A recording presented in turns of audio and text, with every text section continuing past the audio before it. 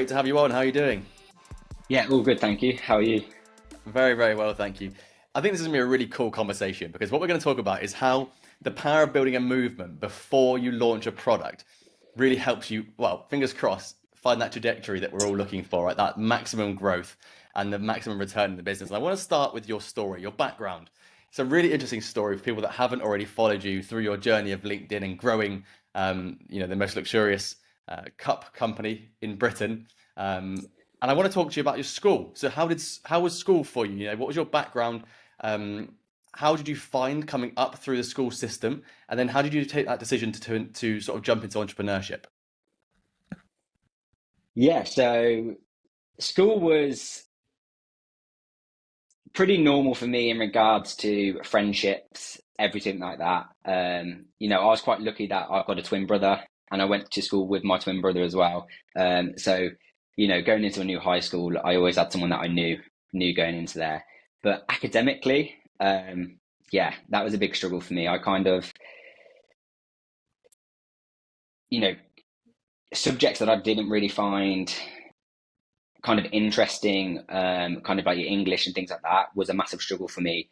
Not just for the fact I didn't find any interest, but also finding later on down the line that I was actually dyslexic. So yeah, going through school, leaving high school with actually no English qualifications whatsoever. And then obviously comparing myself to my twin brother who's now working at Microsoft. Um, a star student, A student. Yeah, it was a bit of a challenge for me. Wow, that's amazing. It's not common that we have someone to completely like compare ourselves to, like a twin, someone that's actually running side by side, has had exactly the same start in life, right? That's an odd one. So at what point did you start to think maybe entrepreneurship is the way for me? Or was it like a out of necessity where you didn't think there was another option for you? It was actually a bit of both. I think I've grown up in a family with, my dad runs a business and also my brother runs his own business.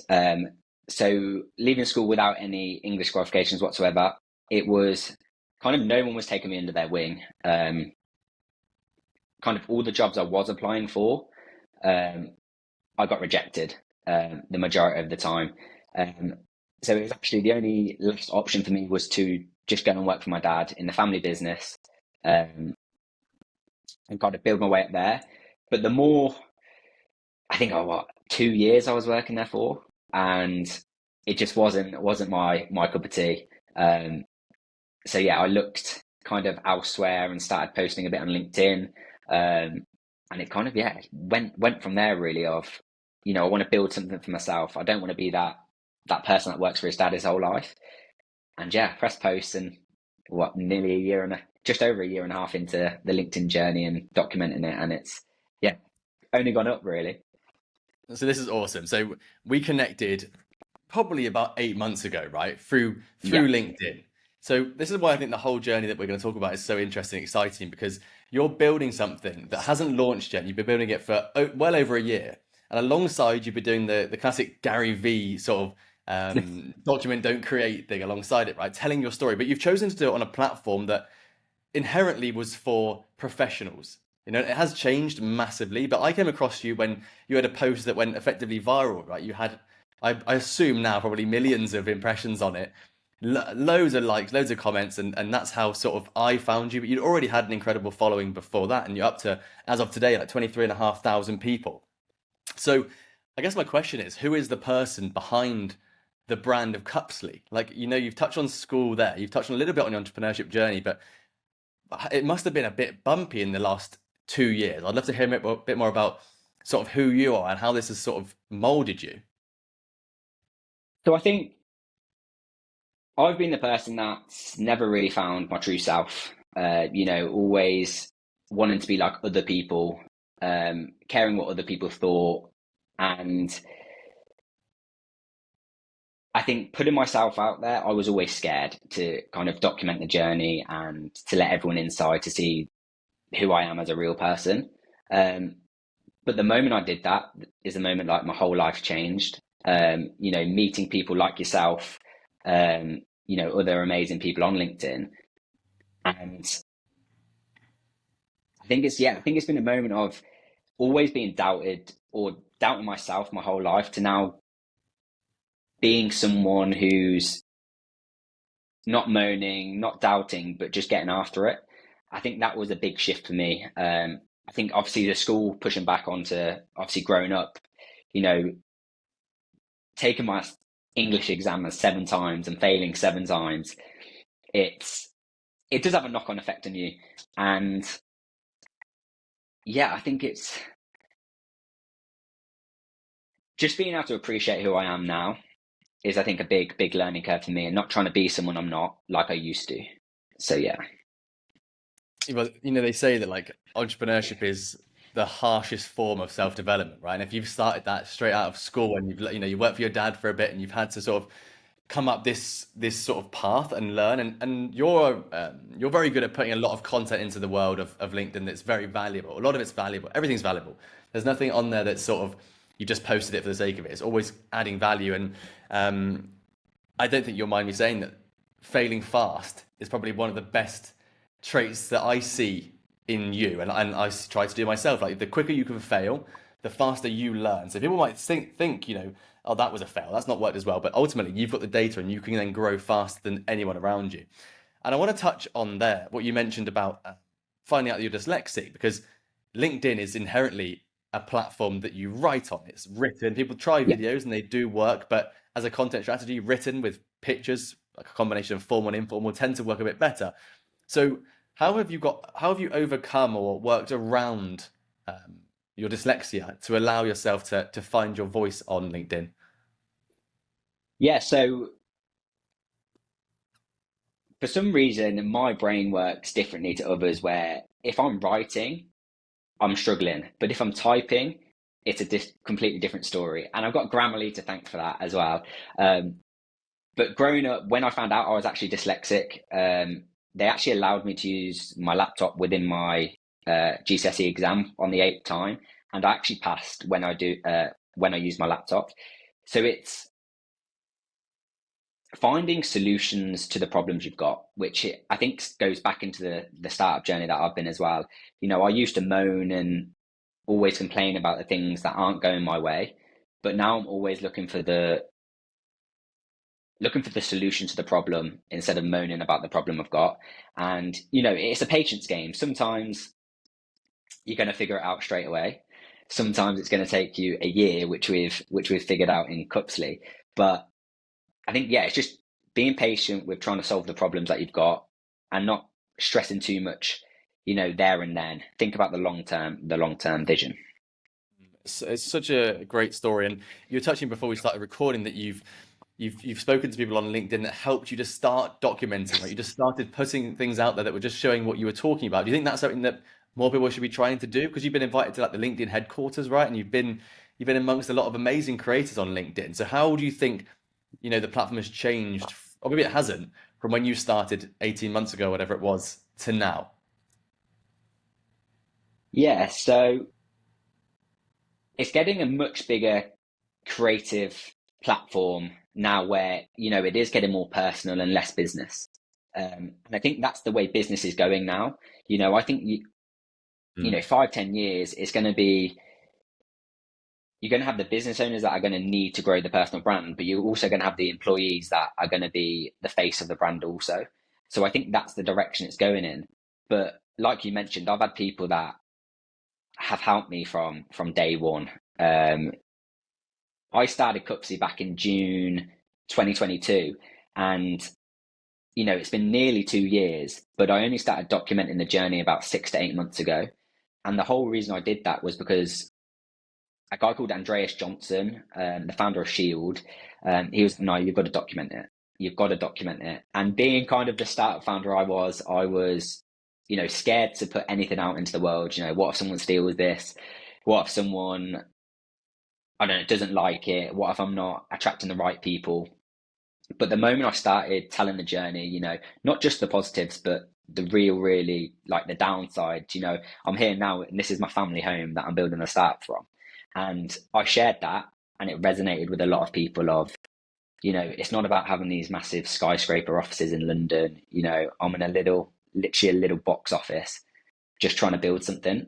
And I think that really, really resonated with a lot of people. And, the emotional connections there, because you'll be surprised that a lot of people are actually in your exact same positions you're in yourself now, but they're too scared to actually speak up, or they're too scared to be that little bit vulnerable. But vulnerability is where that connection's formed, and where people really buy into you as a person, but also your story. Completely, and it's so authentic, and that's the exact post. We're talking about the same one where we were talking about earlier, where you're sat in your bedroom and talking about the hardship of the Yep. startup world, and it's the one that I saw so much engagement with because it was so raw for so many people. You know, there's a difference between being aspirational and relatable. And I think you've hit the nail on the head there, where people follow you because you're relatable, but also you've got that authority of like, this is what a startup is like, and Yeah. people know that you're going to be like on Dragon's Den. They know company's going to be a success, so they can feel it and they want to be part of it. And that's what relates to my question, because I think a lot of entrepreneurship is around mindset, and you've talked about this quite a Yeah. lot on your feed as well. And so, how has your mindset in entrepreneurship been helped, or maybe not helped, from your family having a business, your dad running a business, and growing up with entrepreneurship close to home? This is a touchy one for me, but it's a really kind of good story. I haven't always had the support from the family that I've got around me. Like, they love me and 100% support me, but they didn't really see eye to eye with the vision that Hmm. I was building. They have mentioned a couple of times that maybe it wasn't going to work. They just couldn't see what I saw. Um, but as we've documented the journey, people have actually, the people that did doubt me in the start have actually come and said, I've gone from non-believer to believer just through obviously building up kind of behind the scenes of what it actually takes to build a startup, kind of the mindset of, because I've ran businesses in the past where I have given up. I've given up way too soon, 3 months in, and it's gone wrong. But this one, I really believe in it. Hmm. Like I said earlier, we're nearly 2 years in, and I think that's been the shift in mindset of, we're so close, but we're still so far away. Of being able to be patient and just enjoying the process of creating a business. And seeing my family now, who are 100% in it, they've seen kind of the community we've built, the people that are following along, um, and yeah, it's just proved to them that I'm capable of it. Which I think a lot of people are going through something similar of, they haven't got that network and that family that support them. But sharing my journey on LinkedIn has brought me other people that are fully engrossed and fully supportive in that aspect. So yeah, it's been exciting though. It's been exciting to prove them wrong. Yeah, exactly. That's amazing. And then it leads me on to why LinkedIn. Out of all the platforms, you're a young guy. You'd have thought you'd have gone for like TikTok if it was. I think TikTok was around, wasn't it, when you were starting, Yeah, or TikTok was Instagram around. Yeah, or Facebook. But you went for LinkedIn, which maybe you were ahead of the curve, where you knew, even 2 or 3 years ago, it wasn't actually the grey-haired sort of place that people thought it was. But yeah, why LinkedIn? if I'm being totally honest, I hate being in front of the camera. So Sure. kind of doing the videos and TikTok like that, it wasn't my kind of cup of tea. But LinkedIn felt, I was hearing a lot of people saying it's getting more creative. There's more people coming to it. It's not just that business platform. Mm. And when I actually first joined, the first 3 to 4 weeks, it was all business. I was scrolling the feed, seeing all the old corporate lifestyle that you would normally see. But when I started actually engaging with the right people, other startup founders, other, high achievers who, want to do something with their career or with their life, I started seeing a lot more people that, I connected with personally, sharing photos, sharing behind the scenes, sharing videos of them documenting the journey. I think that's how probably me and you met as well, like you mentioned Mm, earlier. yeah. Just, so that was the reason I wanted to jump on it, was it was becoming that creator platform that it is. And like you mentioned, Gary Vee, he was always on about it. In 2022, it was jump on LinkedIn, jump on LinkedIn. It's going to be the next thing. Yeah. So I just gambled. I think my first actual post was reviewing Gary Vee's book. No I think way. I just just listed 5 things about it. And I was just like, oh, you know what? I'm just going to press post. And I was actually sat in the front office of my dad's factory unit. And I was just sat there going, do you know what? I'm just going to do it. I've just pressed post, and then I just walked away and just did it. walked away. There's so many people that do that still, isn't there? Sort of fire and forget. And they go, oh, Yeah. either it hasn't worked or maybe it did work. It's one of those things, isn't it? A mindset thing. Um, we talked about it a little bit, and I really want to touch on it a bit more. People that are wondering, what's Cupsley? Why do they keep saying Cupsley? I would love to hear a bit of a background about where the idea came from and a bit about what it is, what the vision is. Yeah, so Cuxley is Britain's new luxury coffee brand, um, which we're firstly bringing out a luxury reusable cup. The idea actually stemmed from a problem that I've had personally. I've been a massive coffee lover for the past 5 years, and I was on my normal commute, ended up in Costa, and was like, right, I need a reusable cup because I'm getting daily coffee every single day, and the data that we've seen as well is 1 billion cups every year go to landfill, and I wanted to do my little part to help preserve the planet. So I looked at the reusable cups, and they were just also just simple, a bit ugly, a bit just a metal kind of brick really. Um, so I wanted to create something that was luxury, was fashionable, more a fashion accessory than a cup. Mm. And that's where the idea came from, was just literally standing in Costa, not seeing anything I liked, um, and then reaching out to all my friends going, would you like, is this idea worthy of a try? And people saying, yeah, give it a shot. And that's where we've been building. And it's so cool that you've been building it from that as an idea first, because I used to work in product, right? And my old boss, he would say, just make something first. Have an idea and then start to make sort of. I say make the thing first. He actually what he mean is get the data first, right? Build the audience, get the data, then just test something out. And that's exactly what you're doing. You're literally building the Yeah. audience, and what it feels like you're doing is building that, almost building the persona out. Someone that you knew wanted to solve this problem or have this problem solved, and then you're creating that sort of buzz and that movement of there could be this luxury like fashion accessory that coffee lovers have. So you can imagine people walking through London, and if they're not holding a Cupsley cup, they're missing out, or people are wondering, and that's what I feel is what you're doing. Is that sort of what you want to achieve? Yeah, 100%. The thing that's been with us throughout this whole process is, sustainability is only getting more and more important and popular. But if we want to make, sustainability more attractive, we must make all the product look and feel good. And that was kind of the process of, I'm someone who, I do care about my appearance. I do care about kind of the way I look and things like that. So if we can make something that feels more, when people are holding it, when people are using it, it looks good, aesthetically, but it also functions and feels good as well. We're onto hopefully we're onto something that people genuinely care about, and people will buy into. So yeah, hopefully we'll see some people walking the streets of London with a Cupsy cup in the next couple of months, hopefully. Amazing. Yeah. So I mean, there's no launch. Are we going to talk about launches, or is it still very much hush hush? So launching, we are hoping within around 4 months we should have something on the market. You know what these startups are like. Something Yeah. always goes wrong. So we're aiming for 4 months. It could be slightly after, could be slightly before, but yeah, roughly around the middle of 2024 is hopefully when we'll launch and see how it goes. It's mega. So just talk me through your process, your thought process, and the actual process, the physical process of you're in Costa. You've started to gather the data from your friends, probably from a few more people, people that have got businesses.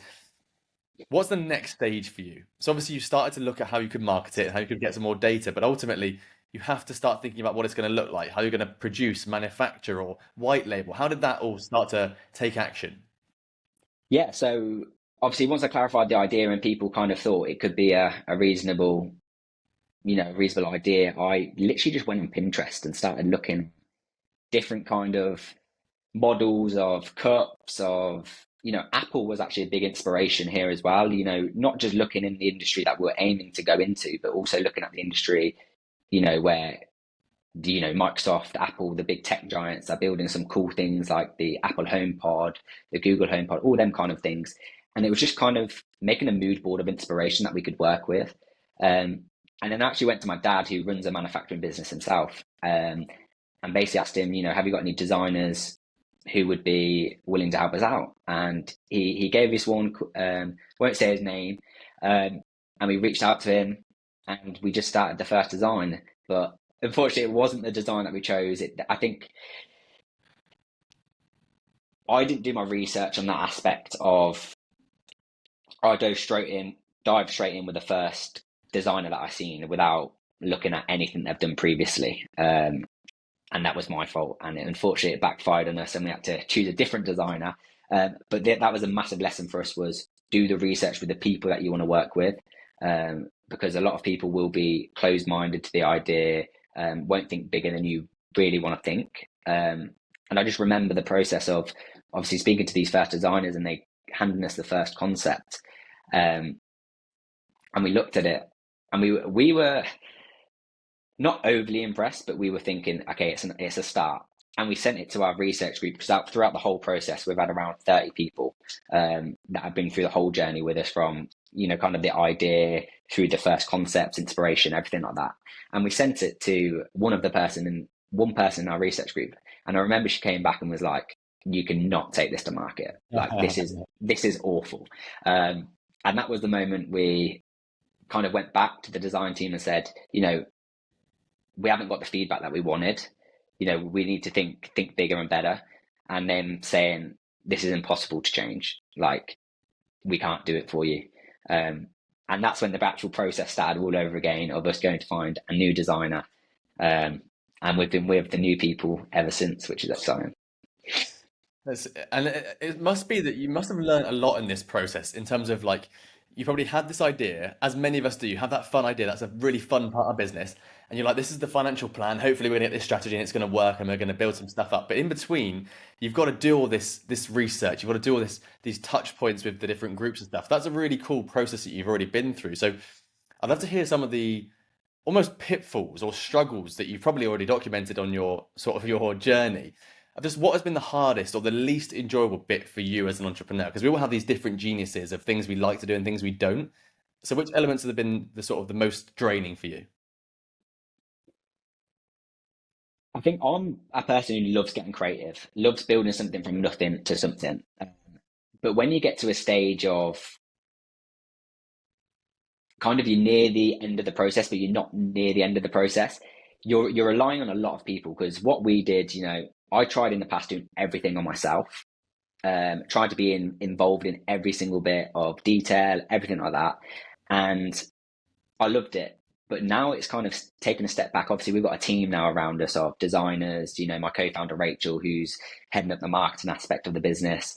So it's kind of trying to just take a step back slightly and just being patient with what they're doing and allowing them to get after it, because it's all good watching over people's shoulders, but that's kind of not the culture I want to build.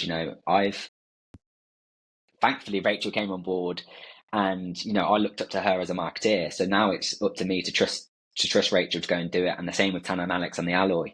So I think it's just that patience and trusting in the team that's been the hardest for me, but something I'm learning massively.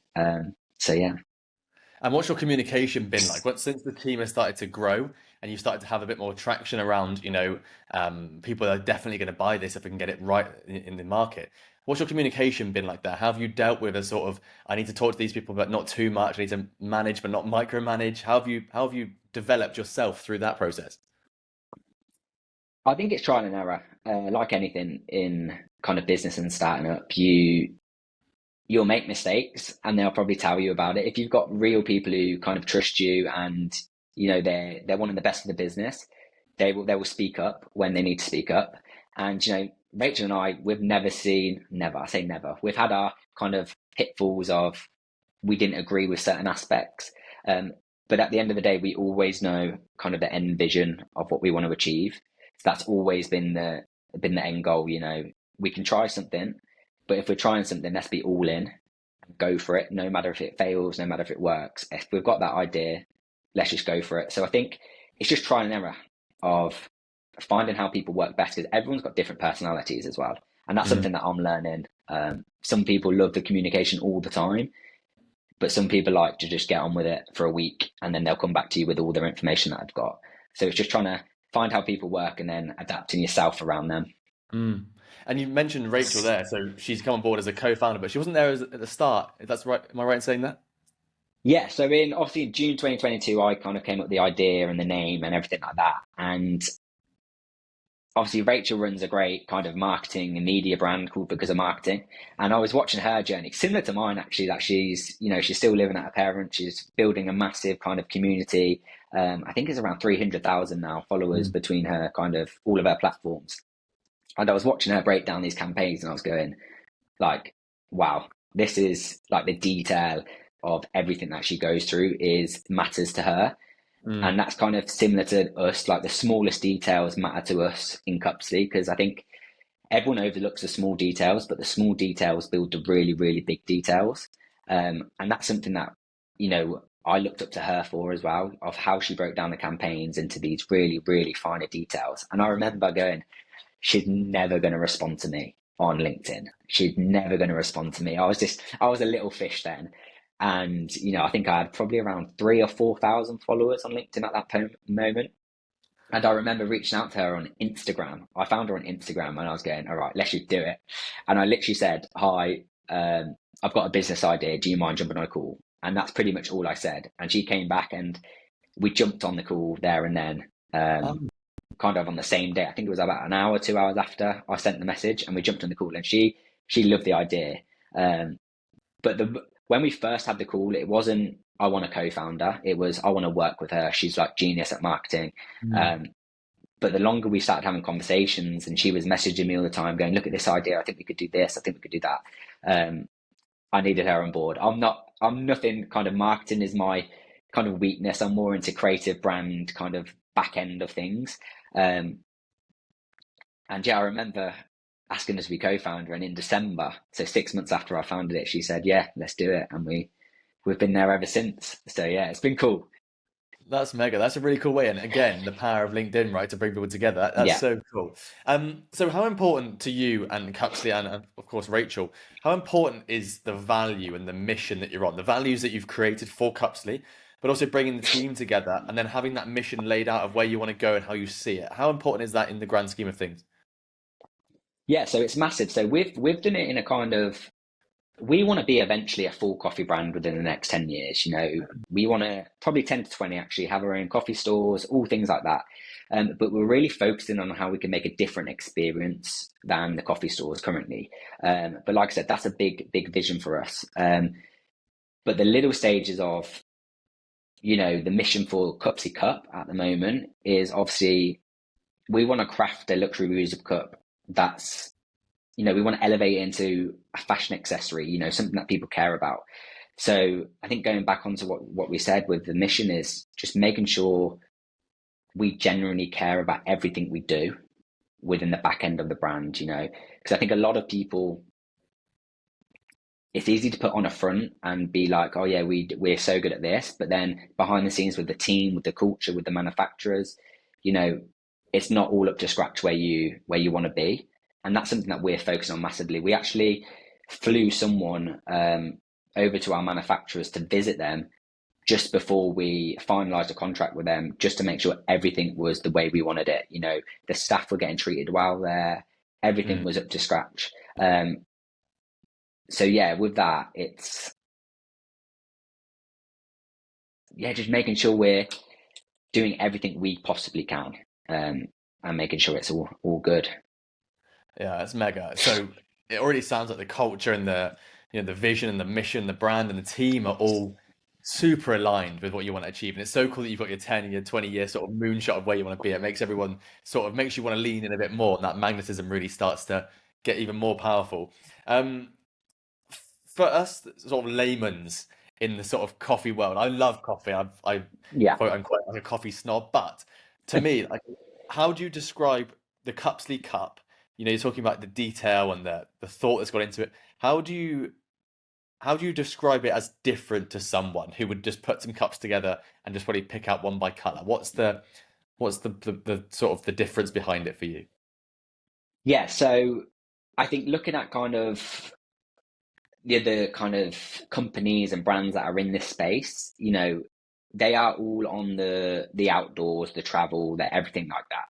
Where we're positioning ourselves as high-end luxury fashion, and that starts from making the appearance and the functionality the best it can be. You know, I touched on it a bit earlier, but we want people to feel good and also look good when they're using it.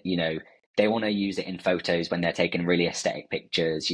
Everyone cares about it nowadays, but getting that one really crisp aesthetic photo and something that, is a statement piece. We want people to walk in to a coffee shop, to a meeting in the boardroom, anything like that, to the gym, and it's like, yeah, I've got this, and this is a statement piece for them. Because something we've touched on massively as well is this is something that hopefully people can have for 3 to 5 years throughout their journey. And the people that we're kind of looking up to is kind of the 1%, the high achievers, the people who really want to do great things within their life, within their career. And we want this cup to start from them, I don't know, when they're an apprentice. So it goes through their journey, but also to when they got that first job, also to when they became their CEO. So when they actually look at it, it brings back a lot of memories as well of, I had this cup when I was the apprentice, but now I've got the cup when I'm the CEO. So it's kind of a flashback of their journey to where they are as well, to the success. Mm. I think it's so cool. It sort of speaks for so much more than anything else. It's the best product on the market, but it's got that movement behind it of something that speaks for so much more. I think that's amazing. And so what do you think has been the biggest breakthrough on your journey, your sort of first time product startup journey, right? What's been the biggest breakthrough in the last couple of years for you where you've gone, wow, I can now see a bit clearer on what's happening?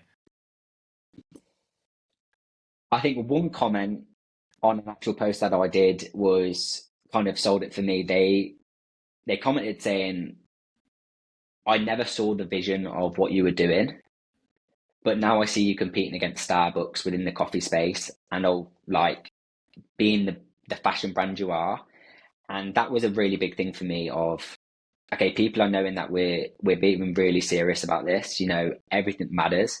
And I think that was a breakthrough for me. And also when my family said, obviously, they went from non-believers to believers, I think that was a moment where I did have a little smile in the back going, okay, yeah, yeah, I got this. But I think we're still so far away. And that's the big thing for us. I want to be, I really believe in it, but we've still got so much work to do to get it out there and to get it in the right places. So yeah, we're just going to keep working every day and see if we can make something of it. What's been the most helpful bit of advice you've been given on LinkedIn, apart from just starting to create? Biggest piece of advice, I would say to be patient, but also to be productive over busy. I think that's a big one for me that I've learned this year. Um, I've Mm. had last year, I went through a phase of, if I'm not scrolling, if I've got nothing to do, I'll scroll and I'll write content on LinkedIn, I'll engage with everyone, I would do all the kind of things that not a lot of people see. But I did get burnt out a couple of times throughout that process. And I just thought, I've got to keep going, I've got to keep going, I've got to keep going. But the more I've gone into 2023 was I'm speaking to people like Kim Peral, who is, investor in Jay Shetty's tea brand. Mm. People like this is obviously communicating through the comments is being productive is where the real work gets done. And not just being busy for the fun of it. So when you've got something to do, put your all into that and get it done. But if you are kind of, you're slightly less busy, you haven't got that many important tasks to do, which there will be moments. I think a lot of people think a startup is always going up, you're always busy, you have to be doing something. But that's not the case. You will have quiet moments. For example, now we're waiting on the manufacturers to get to us. So we are on a quiet period within Cupsley. So this is a time where I'm, recharging. I'm spending time with my loved ones. I'm spending time with my family. I'm going to the gym. Um, so yeah, I think that's the biggest lesson I've learned is don't be busy just to be busy. Be productive, and when you're fully invested, go for it and just get the tasks that need to be done, and then enjoy the downtime with the people that mean the most to you. That's a really good bit of advice because a lot of people will just say, no, just do as much as you possibly can. But actually, Yeah, I completely agree that if you're productive over being busy, a lot of people would just sort of post on LinkedIn, then just scroll for hours or check back all the time and just try to yeah, see what's going on. And it's such a time burner because that little notification red thing on the top of the screen, that will go red for so many things on LinkedIn. That will go red for people posting, commenting, liking anything.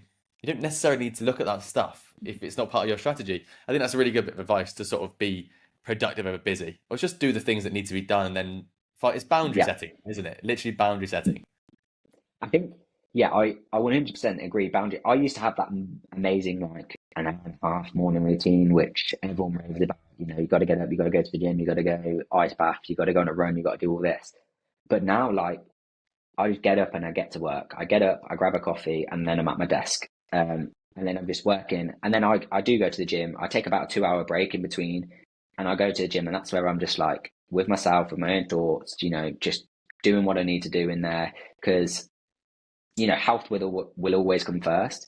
And I used to neglect that. I used to be like, I'm too busy last year to be able to go to the gym, but I was too busy because I was doing unnecessary tasks of scrolling LinkedIn, of doing stupid things that don't really move you forwards in that moment.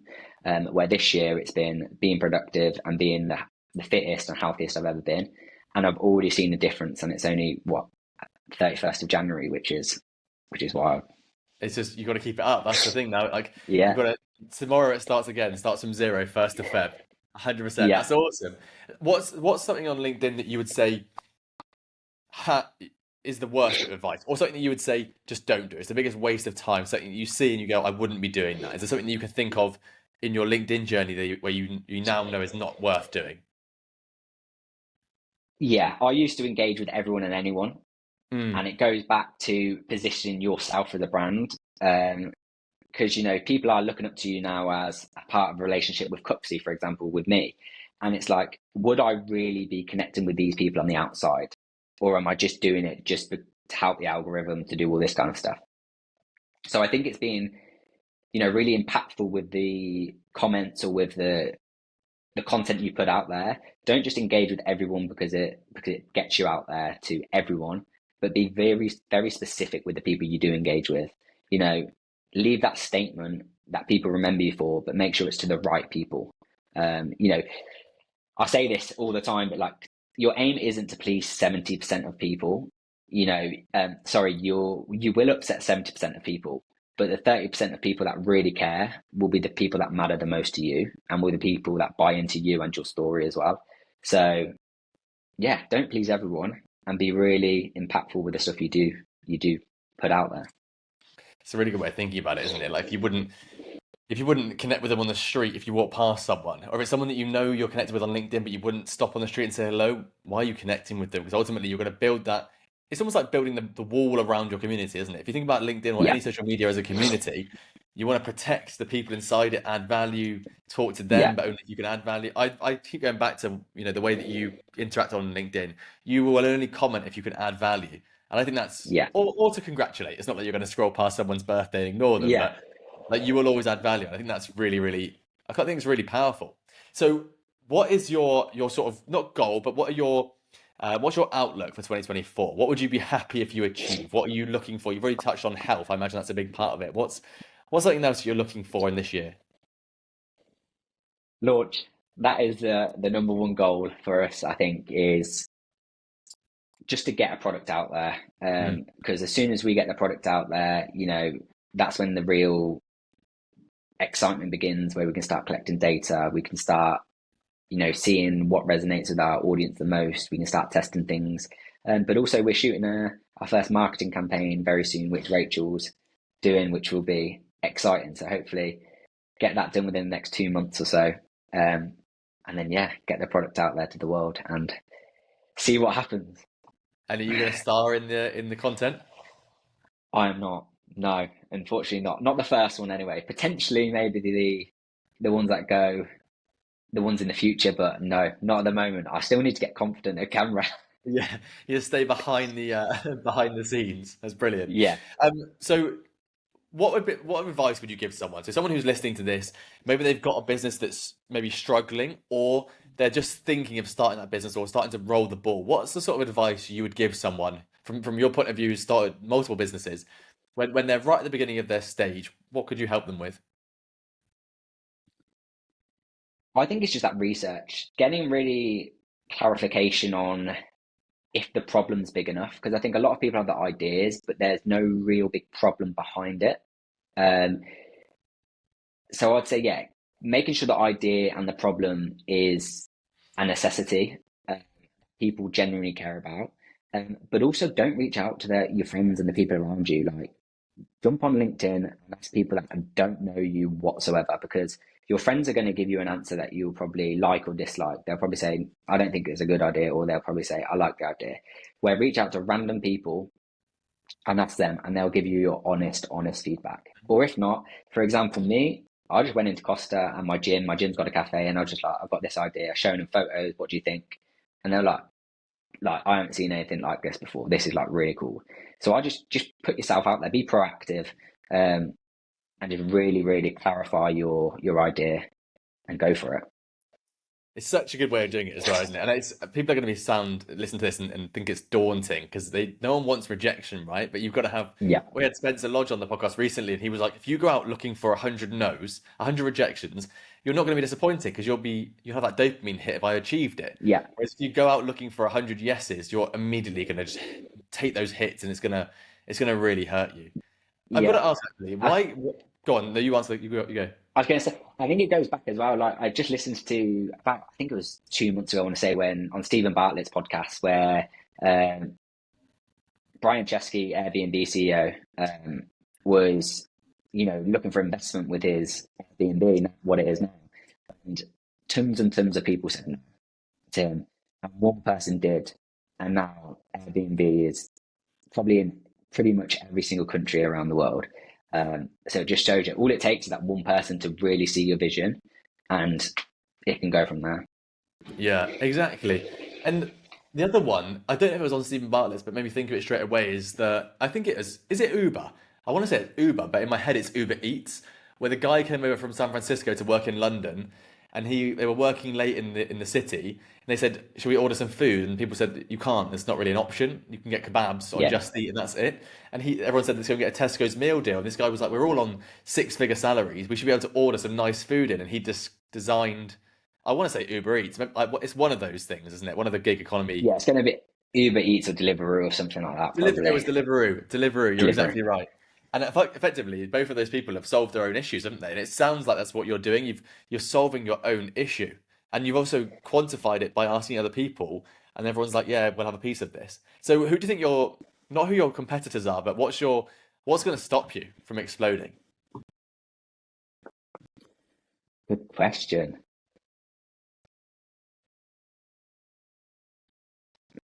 I think it comes back to positioning as well. You know, Mm, being very picky with how we position ourselves.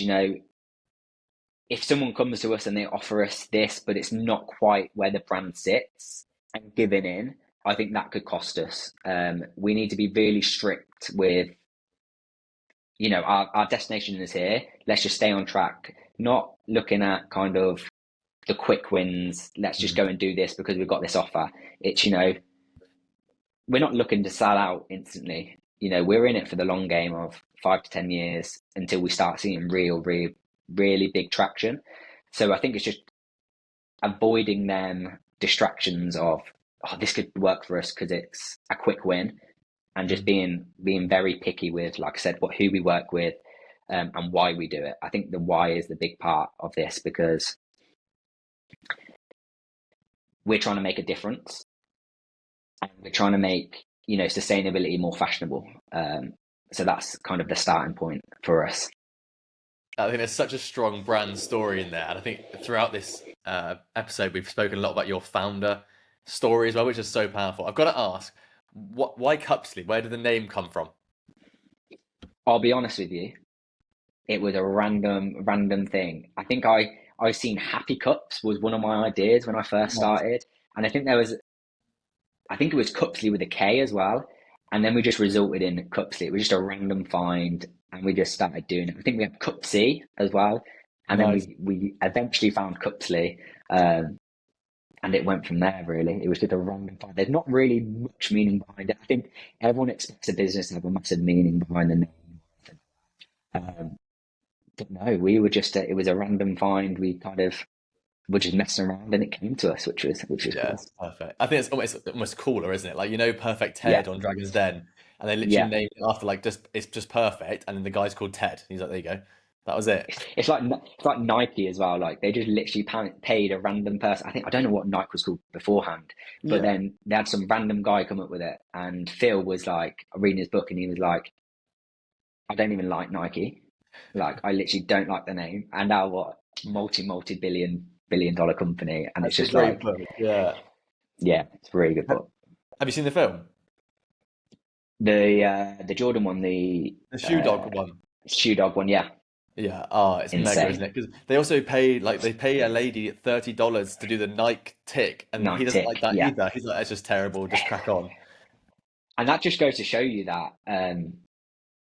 sometimes taking the biggest risk is the best reward. Sorry, like on that film, touching basis with Michael Jordan going, oh, I think it was the sixth person they were going to select, and they were like, "Do we do this? Do we add color?" And just going, "We'll pay the fine anyway to get exposure out there," Yes, and they yeah. did it, and then they smashed it. So Exactly. It's taken, I think it's 100%. There's so much to be said for just like taking risks and like taking on that employee. Maybe it's a bit too early to take them on, but you never know what the return's going to be and taking those big steps. And I think that you keep coming back to positioning, and I think that's so important because someone could offer you like you could launch and then B&M in the UK is like a for people that aren't in the UK, it's like a sort of a cheaper, real, cheaper shop.